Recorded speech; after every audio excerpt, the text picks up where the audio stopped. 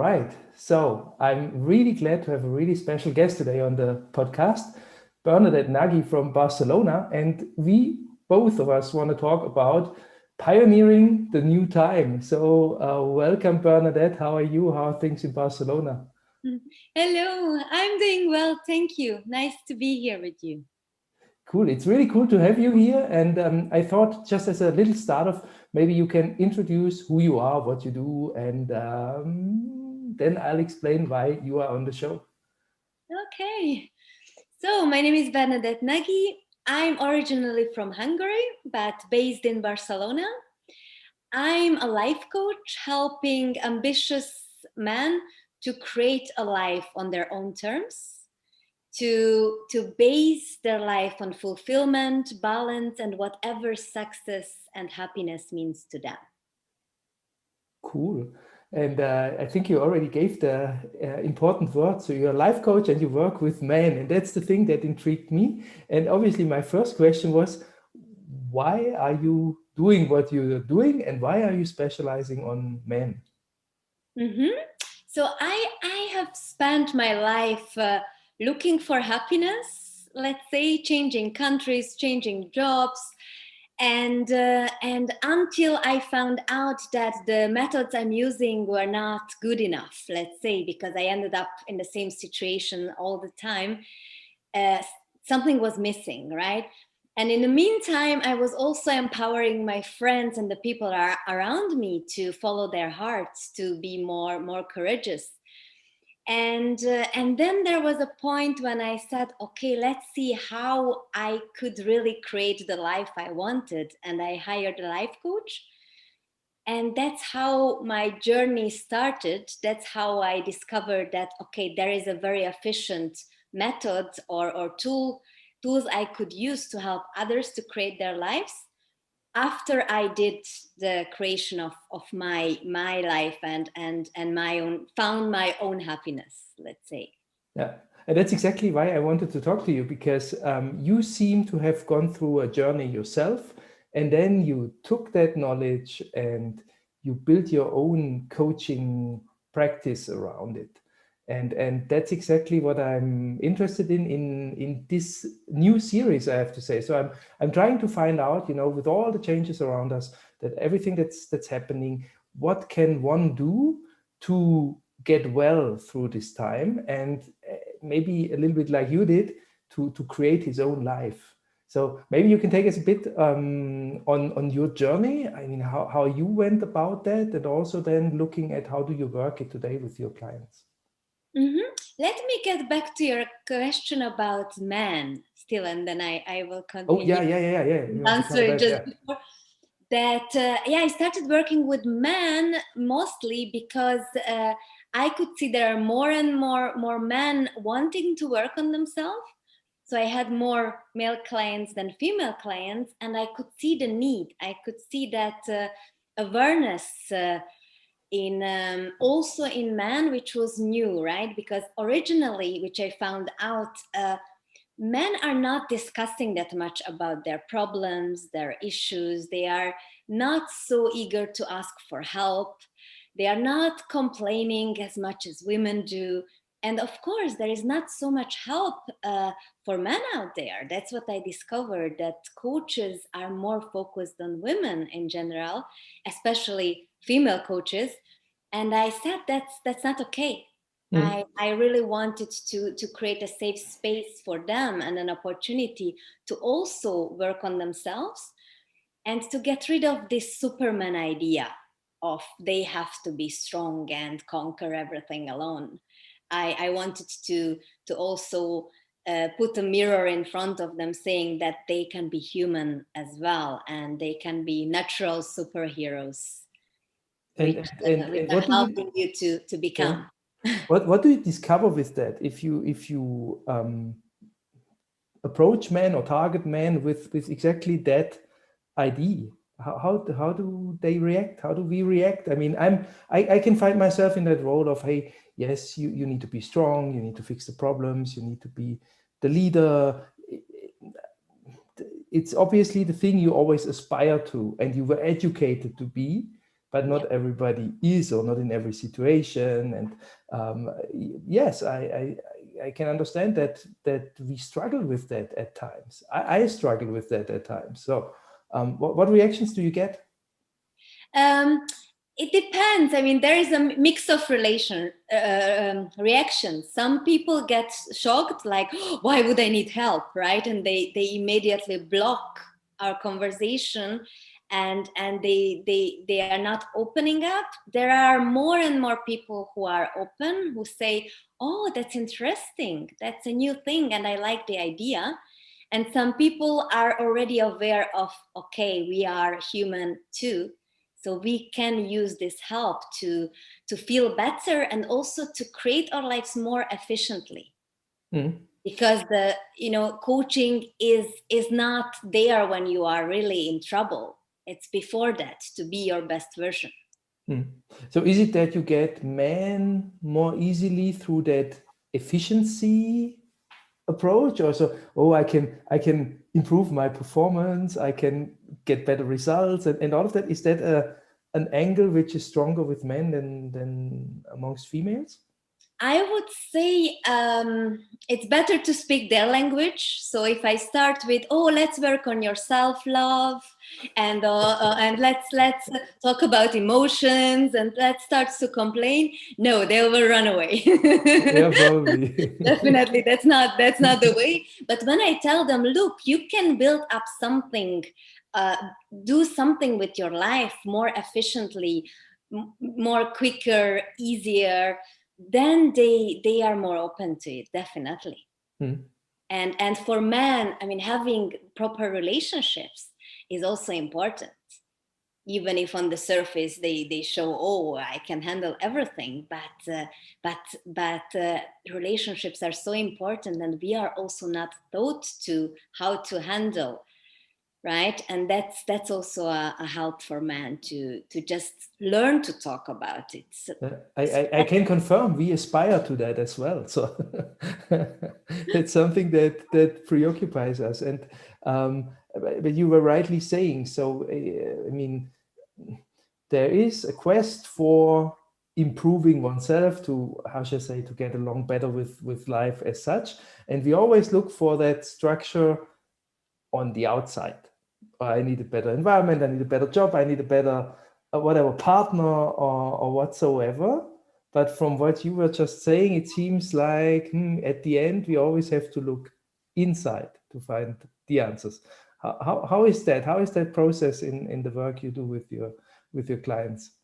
Yes, as you said, that first we as society focus on, on the list, what could make us happy, right? To have a good career, good finances, to build a family, to have a bigger house, a car, outside. And then we realize, most of us, that's not really true happiness, because happiness is not outside of us, but inside. And in that special moment when we realize, then we have this need of connecting with ourselves again. And that's how I'm helping with my clients, or working with my clients. First, they need to learn about themselves and dare to connect to themselves, to see, what really matters to them. Not to society, not to their family, not to their colleagues, but to them. And to see from inside, build up the life they really wanna live. I can relate to that. Yeah. And what I often see and feel around me with people I have to deal with is, and might take myself to the same level, is to say, hey, we know what we don't want, but it's sometimes hard to say what we really want. How should this life be? How should the job be? How should the partner be? Where do I want to live? And all of that. Is that the same for the people you meet, or? Yes, definitely. So they also need to find out what they want, because many people kept on doing people pleasing, right? Building up a life on wanting to see the parents be proud of them, or following the family structure, or just in an autopilot mode when they just took opportunities which came on their path and didn't really took conscious decisions. And of course, in that system, it's difficult to know what you really want, because first you have to get rid of those expectations of society, expectations you had about yourself and about your life when you were younger. Mm-hmm. Right? To see it, okay, now I have a blank page and I can decide and have whatever I want. And that's a big thing when you come to that point in your life that, okay, I'm allowed and I deserve to create my life. Mm-hmm. And this is possible. And how do I get there? What do I need to do? Because maybe also cycling back to your own story, because you seem to have undergone a similar path where you had to check your own life to say, okay, what do I really want? How did you do it, and how do you teach it or how do you explain it to the people you work with? So I had this process of always following my heart, and I was changing countries, like 7 countries in 10 years. So constantly to see, okay, where do I feel well, which job fits me, and somehow the thing is, I didn't check in with who I was. I was so much influenced by society still, even if I thought I'm a free spirit, it turned out that was not correct. And when I started to work with my own life coach, she showed me all the limitations, all the burdens I was carrying with me, country to country. So nothing changed just because of the environment or the new job, right? Because I needed to change. I needed to get rid of my limiting beliefs, which we all have from our childhood, from our experiences. And I needed to finally believe in myself. And through that self-belief, and self-love, we created, I could dream bigger. I could finally see who I was and what I really wanted. But first I needed to do that inner work of seeing what are my limitations, what are the stories I'm telling myself. And to build up that self-confidence, to dare to dream big, and then do the first action steps. Yeah. And having gone through that experience for yourself, and I went through a similar experience, I think, over the last couple of years, where I really had to look inside myself, what are topics, what do I believe in, what I not believe in, and stuff like that. How would you describe that experience? Is that, how should I say, is it pleasant? Is it tough? Is it hard? How was it for you? Is it horrible?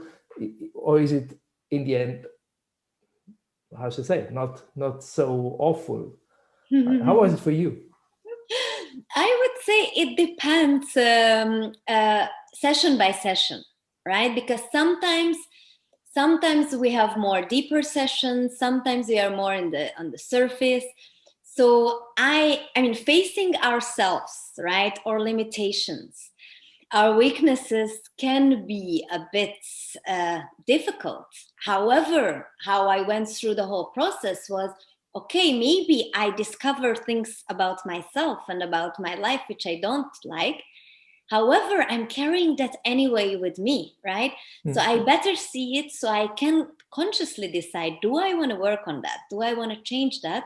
Or I'm carrying that burdens and creating most probably the same results, right? So for me, it was consciously, I was okay with sometimes, being more emotional, sometimes having tougher sessions, because I knew that in the end, that's serving me so much that it's worth it. Yeah. And I try to do my sessions more fun.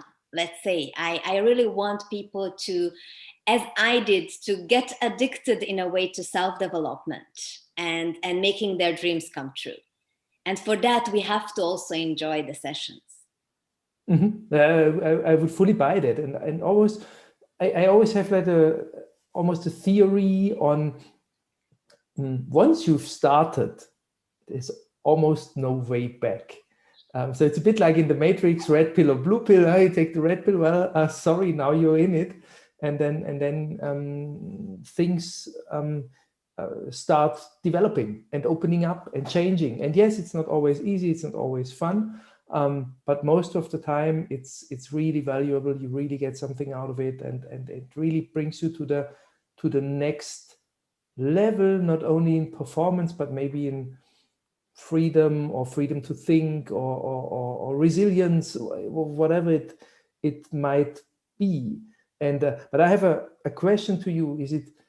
Do people have difficulties to make the first step? Because I came from this weekend, I had a discussion with a friend who offered a free meditation session to get to more peace and harmony, I think was the real objective. And she said it's incredibly difficult, even if it's for free, to get 5 people to that session. So people who come to you, have they, are they doing that easily, or do you have to search them, or how does it work? That's an interesting question. It depends.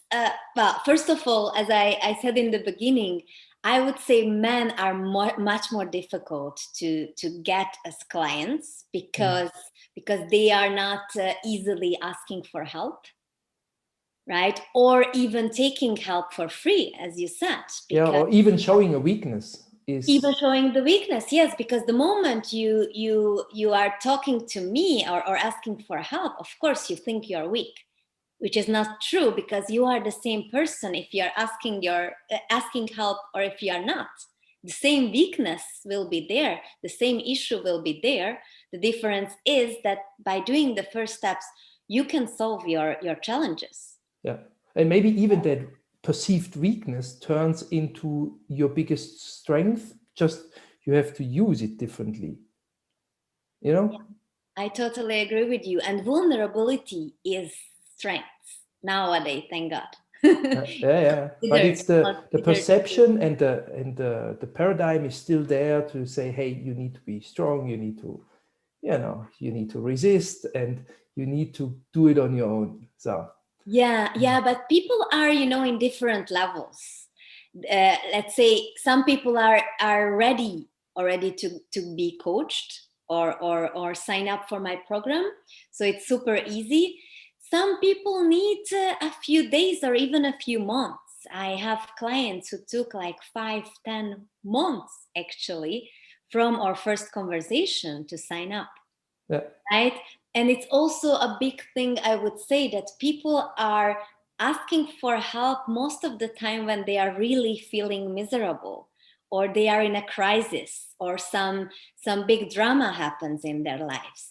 And I would highlight that no, you can do it much earlier. You don't have to wait until the problem gets bigger, until you are in a crisis.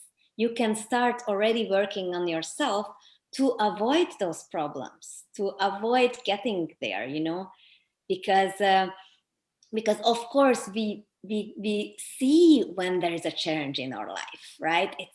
The crisis is not sudden. It's true. In hindsight, you could then say, well, I could have realized many months or many years earlier that I should look after this topic. Yeah, and it's worthwhile. It's definitely worthwhile, because we are spending months, years of our lives, which to me doesn't make sense. And I wish, I would have also started 10 years before I did. Yeah, your life would have been different. But then again, it's also part of the journey. It's always a journey. And then, it's always in the right moment also. You could also look at it from that angle and say, okay, when the moment's right, you then go and also meet the right person. It's also not so easy to find that person who can really help you, who has the right style, the right language, the right program, the right whatever. So it's also a coincidence that needs to happen. Yeah, that's very important, that you trust, that you have a very good connection with the person you start working with. And I would say use your intuition. Yeah. That's what I was doing in the past 5 years. Just that's how I also attracted my helpers, my biggest supporters in my life, that I felt immediately I wanted to work with them. It was really constant or immediate connection. Yeah, I fully sign up to that. And it's, by the way, also how you appeared on this podcast, because we met somehow by accident, and I just had a feeling, oh, the energy is great. So I asked you to whether you want to participate in this project, and I'm really glad to have you here, because it's exactly the right energy for this project. So this intuition thing works always. I can only recommend that. Other question on the whole situation currently with the pandemic and the environment around us changing fast. It's not only the pandemic, I would say. It's the whole setup at the moment that changes. You get more aware about the climate topic. The industry changes, economy changes, relationships change, diversification discussions, and so on and so forth. Do you feel there is a change also with topics that people come to you? Is it, do you has something changed with your clients? What I'm not sure if it's changed because of the pandemic or because of today, but what I see more and more often, that I'm attracting people who are in their kind of midlife crisis. And however, the midlife crisis is nowadays either at 30, 40 or 50 years. It's very interesting for me to see that it's not anymore the 30s, it's also the 40s and the 50s, which can make or require or call for a bigger change.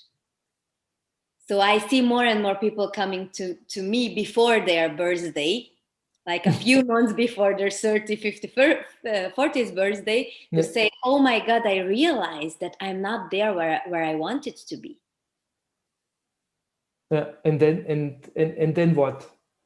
And then we start to check in, like where they are in their lives, and what they really want to create.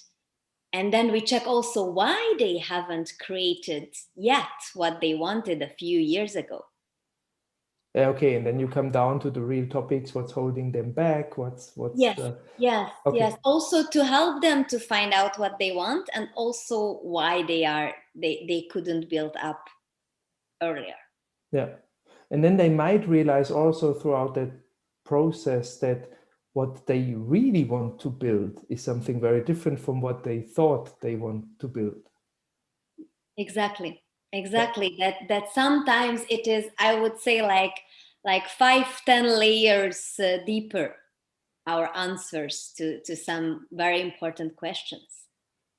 Yeah, I would agree to this one as well. And if you take this thing for a moment to the business world, because I mean, most of your clients might be active in working and doing things. Can they then continue doing what they did just differently, or do they switch approach to it, or do they maybe completely switch what they do? What do you observe there? I would say it depends on if they are already living their lives on their purpose, if they are working on their mission or not, or if they are already living that lifestyle they want to have, because that's also a main question. If they are, then of course they will just change a bit, be a better professional, have better relationships, be more efficient, and of course creating bigger things, because they start to really believe in themselves. So from there on, you create and you dream bigger. Yeah. And if they haven't found their purpose yet, then of course that could be a big change, that they are leaving their jobs to finally do something they really enjoy, or they're creating their own business. And very often they start to travel the world and have a more nomadic lifestyle. Okay. So it's a really fundamental change then. And it can be either or. Yeah. Yeah, it can be, Makes definitely. total sense to me. How does this look like when now somebody hears it, what we talk about here, and say, "Oh, Bernadette sounds great, and I want to work with her." How do you work with people? What's your configuration? Is it in groups? Is it one-on-one? How do you do that? I do with everyone first a discovery call where we get to know each other, and I see if we have the connection, if I can really help them, if they can also believe in the process and want to work with me. So we co-create the first step, or the step 0, let's say. And from there on, I have one-on-one programs, which are between 2 months, 5 months, and 1 year programs, where I'm supporting them on a weekly basis. And then I have a new group coaching program, which is also which works with a similar structure, but we work with a group with maximum of 10 people at this moment. And they can choose which fits their lifestyle, their needs better. Yeah, because some things I think are easier to deal with in a group, and other things are easier to do it on a one-to-one basis. But what I deduct from it is it's not a thing you do one phone call and then the problem's fixed. It's a longer process. I wish. Yeah, it would be cool. The magic solution, but that's the thing. The magic solution doesn't exist. So or maybe it does exist, but it's a process, right? It's a process. However, sometimes with one session, you have a life-changing insight. Yeah. And if you are getting rid of a few limiting, or even one limiting belief at one session, that can be already life-changing. So I see it as a self-development, as a process. We are learning and growing our whole life long. However, the sessions can be super powerful as well. That's why I fell in love with coaching myself, because I could see it's super efficient. Yeah. Did you have this one moment for you where you had this one insight that really changed the game? That's an interesting question. I never had that before. For me, I think a big insight was when I started to believe that I have to work on my self-love, because I never heard about it before, and I thought I'm totally fine with myself. I love myself, and I didn't understand why my coach came with that question, right? And when I understood what self-love was about, that it's not only that I'm nice. I mean, I talk kindly to myself and I believe in myself. It's not only about that, but to take action about my own well-being, to treat myself the same way as I'm treating my beloved ones.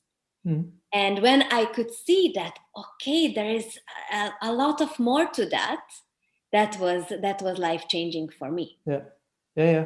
So and that also shows you the value an external person or coach can have, that it gives you just a different angle to things, or different viewpoint, which then releases a process as such, and then you get to complete different solutions and results, and different energy, different life in the end.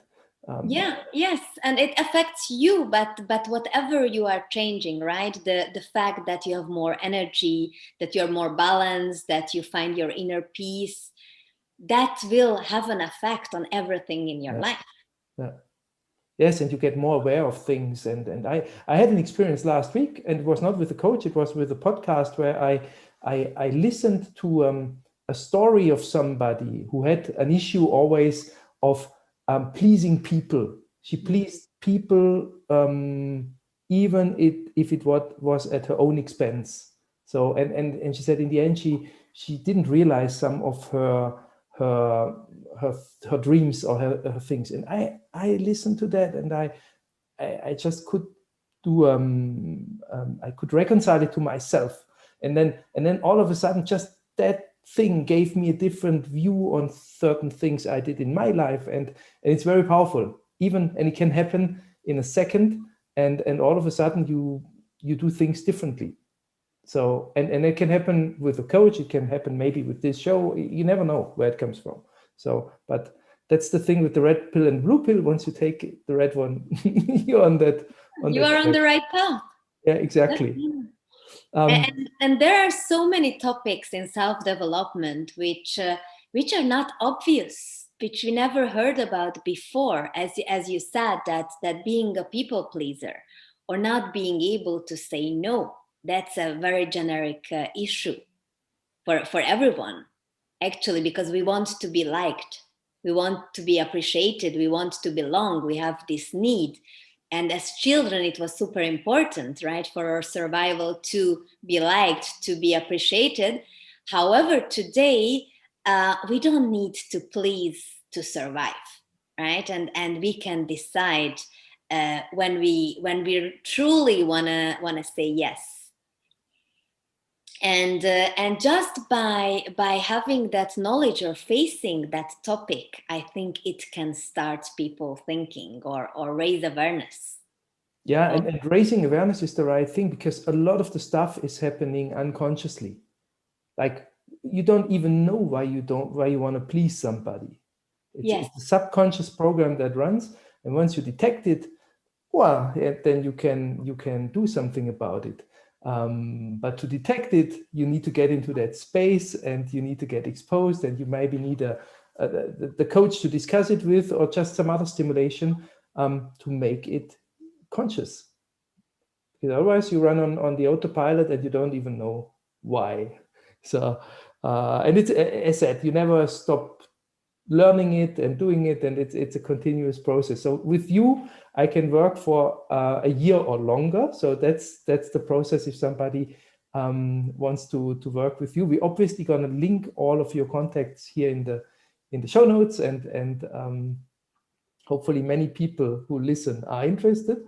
That maybe just to finish off our little discussion here was also practical advice or help or tips for somebody who is maybe at the moment feeling, oh shit, I have a lot of change going on around me, and the one or the other area where I don't feel so easy. What can I do immediately? Just if I'm not yet ready to talk to Bernadette and to book coaching or anything, but just to get a bit of relief or maybe a new angle to things. Do you have a little tip for us? Oh, it depends which situation you are in. It can be very complex, but what I would say is, like if I'm super stressed because my job might be unsafe at the moment. I think a lot of people are in that situation. They say, oh, I don't know whether my job will still exist in 3 months or 6 months down the road. So how to handle uncertainty, for example. I would say to connect to yourself, to see, okay, how can you give yourself some safety? What works to you?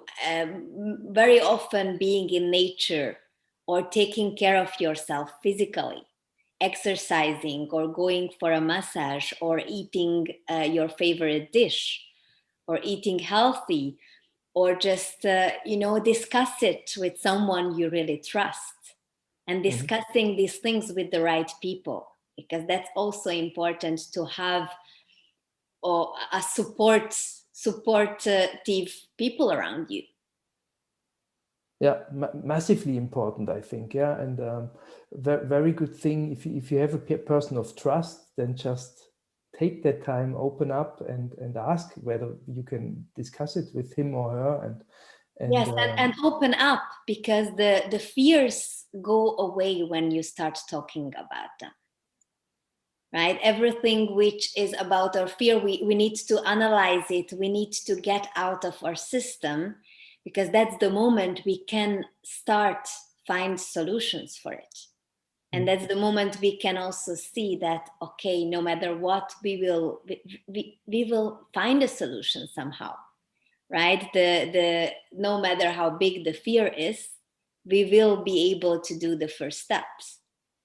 But we most probably will need some support to do that. Yeah, most likely. But the first support can also be really in your close environment, and then it's just important, I think, to to choose the right person, because otherwise it moves you even more in trouble, because your fear might scare others as well. So you need to find a person who can deal with it. Of course, because we tend to project our fears on others, unfortunately.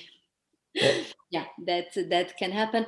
And I would also mention meditation. You already mentioned today. I think it's very important to take time, to have time for yourself, and meditate, do yoga, or take some deep breath, because we forget sometimes in the middle of our challenges to just breathe.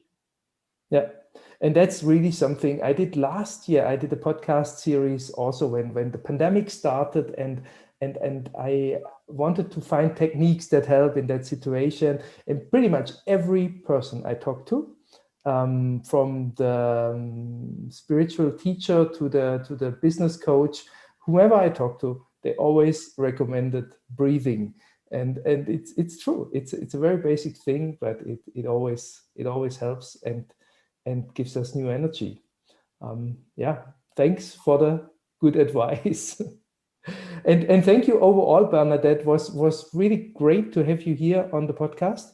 And I obviously cross fingers for your projects, and that many people find a way to you and get more power, especially the guys. So yeah, thanks for being here, and thanks for your time.